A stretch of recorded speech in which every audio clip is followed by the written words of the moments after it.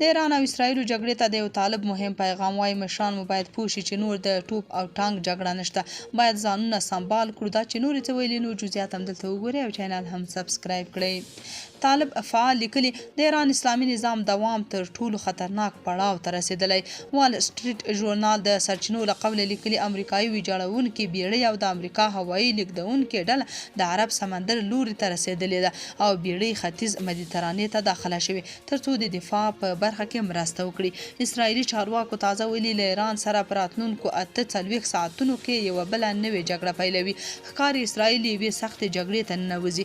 بل ورته موساد رسمي پاڼه د ایران پولیسو او امر بالمعروف ښځو سره تاوتریخوالي ویډیوګانې خپروي، ورسره لیکي تاسې به ډېر ژر آزادې شئ.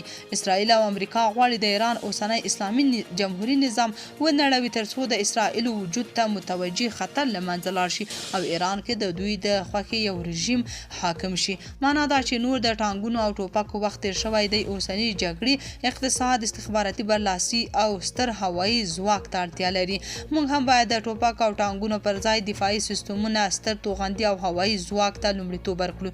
نن چې کومه ورځ په ایران راغلی سبا دا ورځ پر موږ هم راځي. دا چې نن کفري نړۍ زموږ په اړه غلې ده معنا یې دا نه ده چې بې پامه دي.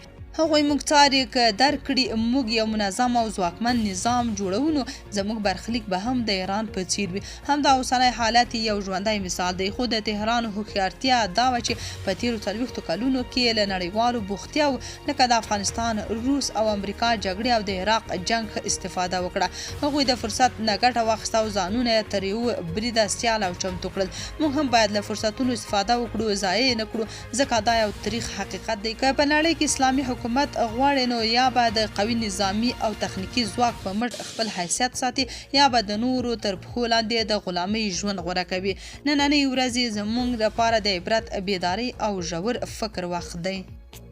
تاسو په دې اړه څه نظر لرئ؟ کومنټ کې شریک او چینل هم سبسکرایب کړئ.